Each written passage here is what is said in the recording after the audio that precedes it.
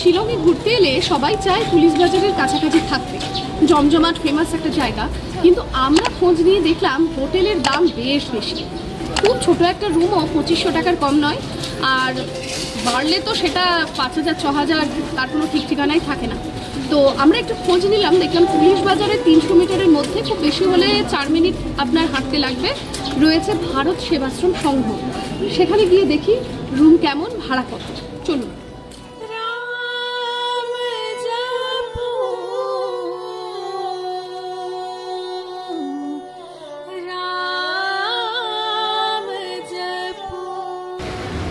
Room তো আপনাদের দেখাবই, এবং ভারত সেবাশ্রম 1000 টাকায় রুম দিচ্ছে একেবারে শিলংয়ের পুলিশ বাজারের সামনে। অনেকেই হয়তো বুক করবেন, তবে একটা কথা আপনাদের বলে রাখি, এটা আপনার রিকোয়েস্ট, যে এটাতে কিন্তু কোনো হোটেল নয়। তো যারা আসবেন তারা কিন্তু এই মানসিকতা নিয়ে আসবেন না যে আমি 1000 টাকা দিয়ে একটা হোটেল বুক করছি। এটা কিন্তু একটা আশ্রম। তাই যারা আসবেন, এটা আমার একটা অনুরোধ, তারা অবশ্যই একটা আশ্রমে আসছেন এমন মানসিকতা নিয়ে আসবেন। আপনি যে টাকা দিচ্ছেন সেই টাকায় কিন্তু বিভিন্নভাবে ভারত সেবাশ্রম কিছু অনাথ বা বাচ্চাদের পরিষেবা দিয়ে থাকে। হয়তো কেউ চিকিৎসা করাতে চান কিন্তু পয়সা নেই, তাদের বিভিন্নভাবে চিকিৎসা করে থাকেন। এই সমস্ত কিছু কিন্তু আমার নতুন করে বলার নয়, জাস্ট একটু মনে করিয়ে দেওয়া যে আপনি যেখানে উঠছেন সেখানে হলো গুরু মহারাজ কৃপা করেছেন। গুরু মহারাজের কৃপায় আমরা এইরকম একটা পরিষেবা পাচ্ছি, এবং সেটা আশ্রম, সে কথা মাথায় রেখে আসবেন। এবং নতুন করে বলার নয়, সকলের সাথে একটা সৎ ব্যবহার, আশেপাশে যারা রয়েছে, এবং আশ্রমে আসার উপযোগী পোশাক, এটা কিন্তু অবশ্যই খুব প্রয়োজন। চলুন আর কথা বলবো না,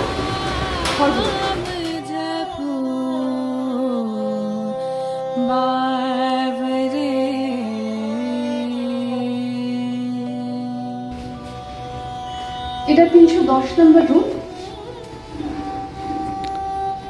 পরিষ্কার পরিচ্ছন্ন রুম। আর ওনারা যেটা বললেন যে 3 জন কমফোর্টেবলি থাকতে পারে, অনেক সময় 4 জনও থেকে যায়, মানে একটু রিকোয়েস্ট করলে কিন্তু 4 জন থাকতে পারেন, অসুবিধা হবে না।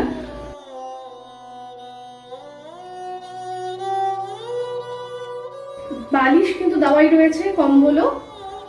আর ঘরে জিনিস বলতে রয়েছে হ্যাঙ্গার, আয়না, এখানে একটা ছোট্ট র্যাক মতো করা, কর্নার র্যাক জিনিসপত্র রাখার, আর একটা জলের জগ, গ্লাস, টি টেবিল, চেয়ার, ফ্যান কিন্তু রয়েছে, কারণ শিলংয়ের আবহাওয়া এখন আনপ্রেডিক্টেবল, কখনো খুব গরম, কখনো ভীষণ ঠান্ডা। আর ঘড়ি রয়েছে, নাইট ল্যাম্প, একটা বাল্ব, এখানে ব্রাশ রাখার জায়গা, অল আউট কিন্তু রয়েছে, চার্জিং সকেট, এখানে একটা ডাস্টবিন, রুমেই কর্নার একটা বেসিন রয়েছে, ঘরে এইটুকুই রয়েছে। আর ওয়াশরুমটা একটু দেখি, এখানে কিন্তু কোমোড দেখতে পাচ্ছি, আর পরিষ্কার পরিচ্ছন্ন একটা হ্যাঙ্গার রয়েছে, মগ, বালতি, কল, যা যা প্রয়োজন রয়েছে। গিজার নেই।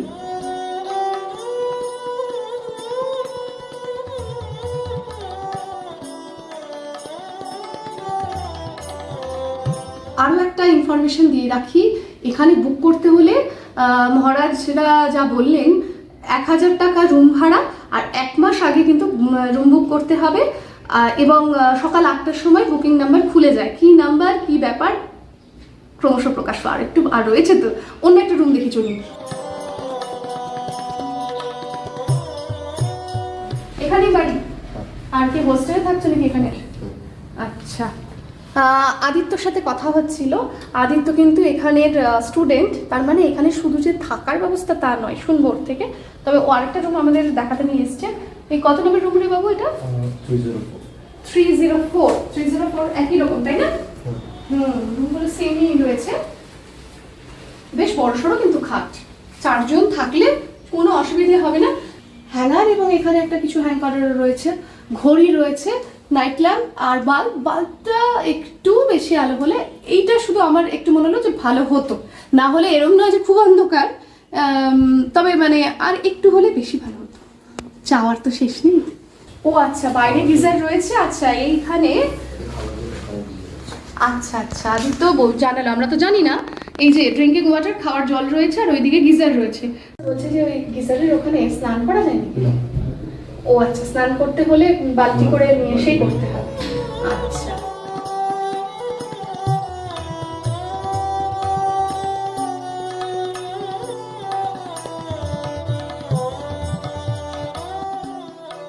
ফিজিক্স, ম্যাথস, কোনটা? ম্যাথস। যাক, আমাদের ভবিষ্যতে কিন্তু এখানে জিনিয়াস কেউ হতেই পারে। আদিত্যর সঙ্গে কথা বলে আর যে তথ্যগুলো পেলাম তা হলো মোট 4 তলা এই ভবনটির নিচতলায় মন্দির, দোতলায় সাধু নিবাস যা কেবল মহারাজদের থাকার জন্য, তার ওপরে 3 তলায় যাত্রী নিবাস অর্থাৎ আমাদের জন্য। এই যাত্রী নিবাসে মোট 10টি ঘর রয়েছে, যার মধ্যে কিছু ঘরে ওয়েস্টার্ন স্টাইল আর কিছু ঘরে ইন্ডিয়ান স্টাইল টয়লেট রয়েছে এবং সবার ওপরে আশ্রম। এই আশ্রমেই আদিত্যদের মতো কিছু দুস্থ ছেলে এখানে থেকে পড়াশুনো করে। আশ্রমিকদের জন্য নিয়মের বেশ কড়াকড়ি। সকাল 5টায় উঠে প্রথমেই মন্দিরের আরতি, এরপর একটু ব্যায়াম করে মন্দিরের কিছু কাজ। 7টা থেকে 8:30 অবধি পড়াশুনো করে ব্রেকফাস্ট সেরে স্কুল কাছেই, হেঁটে যেতে হয়। ভালো, রুম তো দেখলাম খুব পরিষ্কার পরিচ্ছন্ন। কোথা থেকে এসেছেন আপনারা? ত্রিপুরা থেকে এসেছেন। ও আজকে প্রথম দিন? না না, আজকে থার্ড ডে, না সেকেন্ড দিন। আচ্ছা, মানে না, তিন দিন, আজকে 3 দিন হবে। 3 দিন হবে এখানেই রয়েছে। এখানে তো পরিষেবার কোনো ব্যাপার নাই, কমফোর্টেবল যাতে থাকতে পারি, জল দাদা থাকে। হ্যাঁ, এইটা আসল কথা, বেসিক যে জিনিসগুলো বেসিকগুলো ঠিক আছে। হ্যাঁ হ্যাঁ, এটাই। আমরা তো এটা আশ্রম একটা, সেই হিসেবেই যারা দেখছেন এবং যারা বুক করবেন অবশ্যই তারা তো জানেনি। ধন্যবাদ দাদা। আর স্কুলে তো গেলে, তাহলে দুপুরে লাঞ্চ এসে কটার সময় ছুটি হয় স্কুল? 3:30। আচ্ছা, 3:30। এরপর আবারও আদিত্যর কাছ থেকে জেনে নিলাম মন্দিরে খাওয়ার কোনো ব্যবস্থা আছে কিনা। রাতে কিন্তু প্রসাদ পাওয়া যায় এখানে, এই ভারত সেবাশ্রমে দুপুরে প্রসাদ পাওয়ার ব্যবস্থা যাত্রী নিবার, মানে যাত্রী রয়েছেন তাদের জন্য নেই, যারা হোস্টেলার আছে তাদের জন্য, মানে আশ্রমে যারা রয়েছে তাদের জন্য এবং সাধুদের জন্য রয়েছে, তাই না? তোমরা তো খাও, তাই তো? রাতের মেনুতে এক একদিন এক একটা থাকে, বললো ডাল, ভাত, 5 মেশালি সবজি, পাঁপড়, তাই তো, পনির, সবই থাকে, নিউট্রেলা সবই থাকে। নিউট্রেলা থাকে, সয়াবিন থাকে না, সবই থাকে।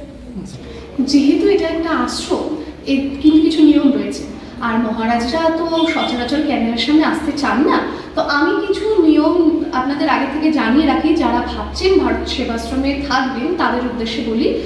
প্রথমত, সকাল 9টার মধ্যে কিন্তু আপনাকে ঘর ছেড়ে দিতে হচ্ছে, আর রাত্রিবেলা যেখানেই ঘুরতে যান 9:30টার মধ্যে রাত ফিরে আসতে হবে আশ্রমে।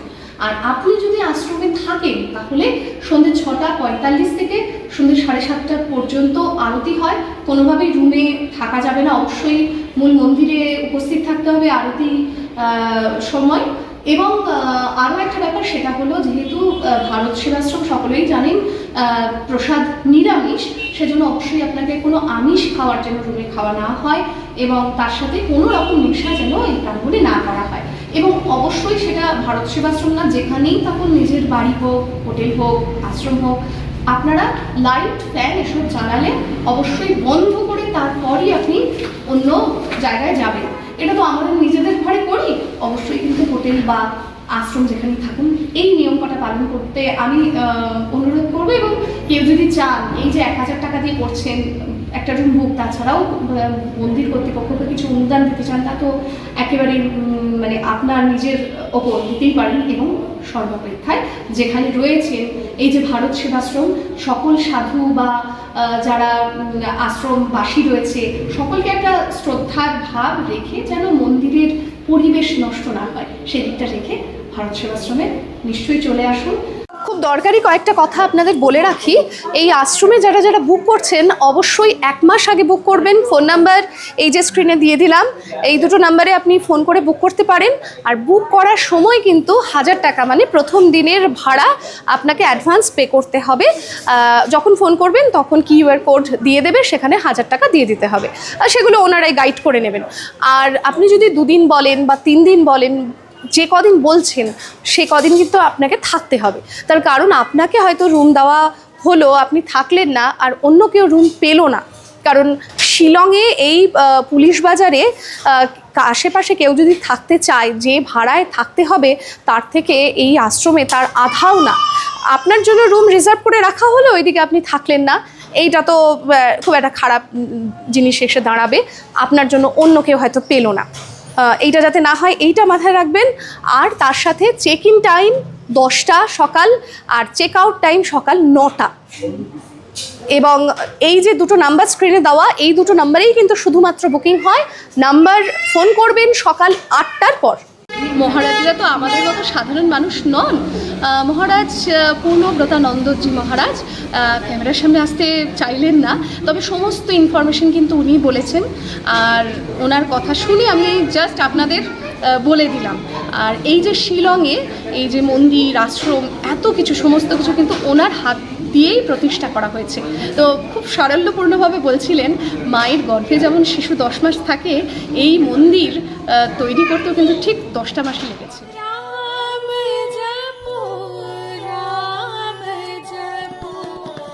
আজকের পর্ব কিন্তু এখানেই শেষ করছি।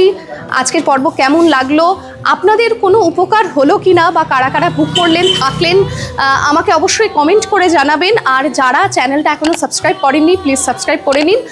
আর যারা ভালো লাগছে ভিডিও, লাইক, কমেন্ট, শেয়ার করতে ভুলবেন না। আজ আসি, খুব তাড়াতাড়ি দেখা হচ্ছে আর একটি নতুন ঝকঝকে পর্ব নিয়ে।